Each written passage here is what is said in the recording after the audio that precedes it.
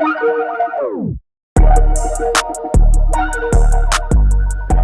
back again with another one.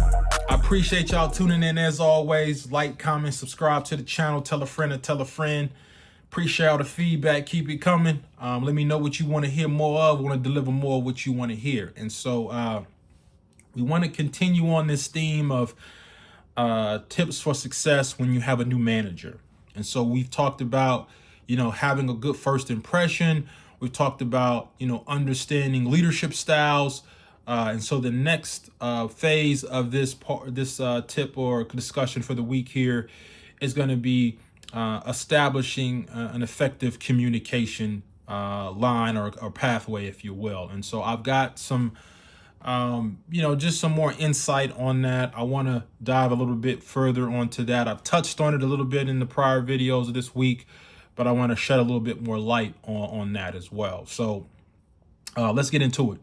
And when we have these managers that we're accustomed to, or our old manager, if you will. And so we've built up this certain path or this certain dialogue, communication language, if you will, in terms of how we interact, conversate, communicate on, personally or professionally as well. And so we want to kind of do a little bit of a reset on this when we have a new manager, right? And so the first thing I would say is let's try to, early in the process, let's try to schedule regular check-ins, proactively set up meetings to more or less to align with each other and to build rapport, right? And so a lot of that rapport building is done just for you being personable to that individual and them actually relaying that. It is a two-way street, right? And so, rapport is kind of a connection between the two of you, but you want to try to, get aligned in terms of, what works for you all, whether that's from a cadence for you to meet with, frequency, and in those discussions, I would encourage you to have an agenda, right? Don't just sit there and let the new manager have the agenda. You create the agenda for the topics that you want to discuss in that, right?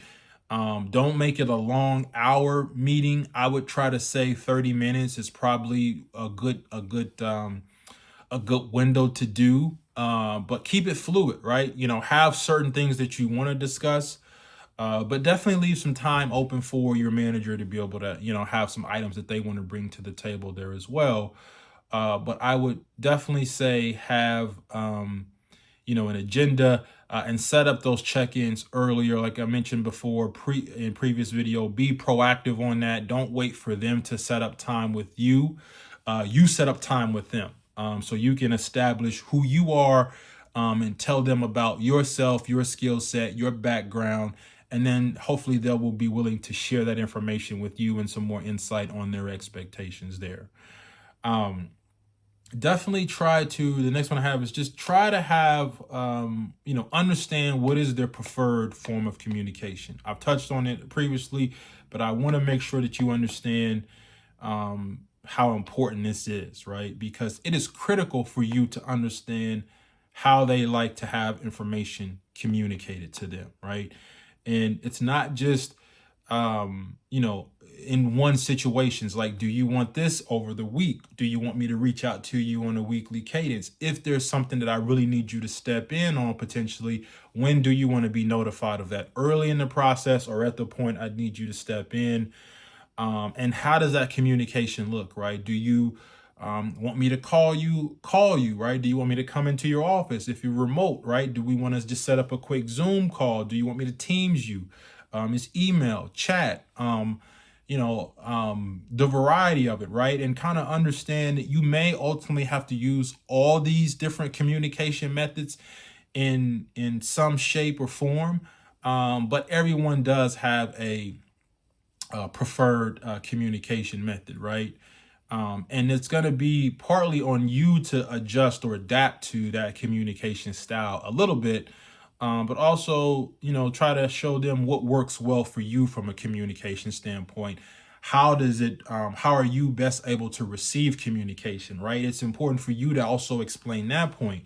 Do you like to have information sent to you by email, called, phone calls, chats, in person? How do you like to receive communication, right? And so establishing that preferred communication for how you're going to reach out to them, and hopefully trying to explain what works best for you, so that manager is able to get the most out of you and be able to set up success and continue to build that rapport, trust, ongoing there as well. So it's important that you have that effective communication, pathway structured, and you try to match their style, and hopefully they'll try to match your style a little bit, and then that's when you can start to mesh together and find kind of a balance there, in that dialogue there.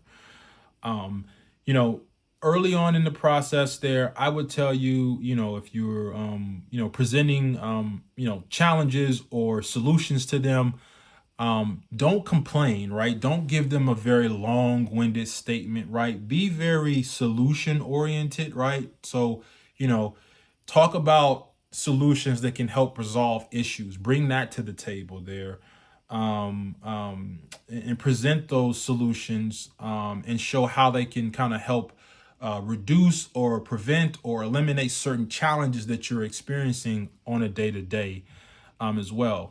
And when you're presenting these solutions, or these topics, you want to be concise and solution oriented. And that's why I said try not to just complain, right? You understand the challenges of the role or what you've been experiencing over the last few months or several months here as well. And so focus on, this is what I've been experiencing, right? And here's a solution that I think could help improve that. And a lot of times when you're in that transition of a new manager, I've found that sometimes they're more open to new ideas, new things that can be done to reduce or eliminate certain obstacles that you've been facing, because they want to come in and hear you out and make sure that they're putting you in the best situation for success, and they're not fully locked into their ways, if you will, in terms of the day-to-day things that they do, from a management style. They're stepping into a new role. It's kind of a fresh start for themselves. And so they really want to be able to hear what's going on, hear what ideas you do have, and, be able to implement some of those ideas if it makes sense, and it can help with efficiency and productivity there as well. So, focus on solutions, and try to be concise when you're presenting these challenges and potential solutions there as well. Try not to give them the whole 6 months or whole year's backstory there, unless they continue to keep asking for it, right? Try to present it in a very concise and solution oriented process. But if they feel like they need to know more information, then give them more information, right? But initially, you want to come in as very effective, efficient, concise, and as to the point as possible there on some of these topics there. And then the last piece I have here on today's, as far as establishing effective communication here, is give feedback, but also be willing to receive feedback well, right? This is a new relationship. This is a new partnership, essentially, that you have with this new manager there. And so you want to be able to give them feedback of what you're experiencing, and hopefully they're being receptive and able to adapt or adjust, make changes or adjustments there to which the insight that you're providing. But you also need to be able to accept feedback, and be willing to adapt, change, right, or make improvements there as well, because you're building out this new relationship that you're wanting to be successful. And so you have to be open to their way of thinking, processing, understanding, and not set in your old ways, because your old ways are based on someone else's leadership style. And so this is a new leadership, a new person that you're going to be working under, and so you want to be able to give and receive feedback and look at it as opportunities for growth, right?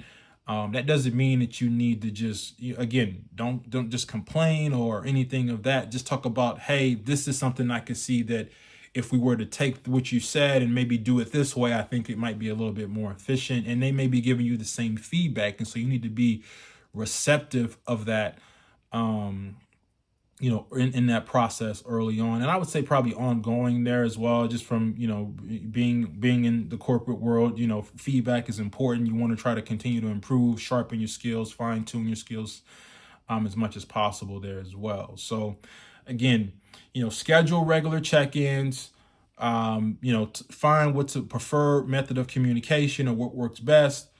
Be concise and solution oriented when you're presenting challenges and things that could be improved upon. And then just give and receive feedback well, and be open to growth and improvement there as well. And so that's what I wanted to cover for today's content. Let me know in the comments below if I missed anything that you feel that's important to establish effective communication with a new manager or new leader. Leave it in the comments below. If there's other topics you want me to talk about, leave them in the comments below there as well. I want to continue to deliver what you want to hear more of there as well. And as always, I appreciate y'all tuning in today's episode. I hope you guys find some value in it. And if I'm lit and you lit, then we lit. So stay lit. I'm out.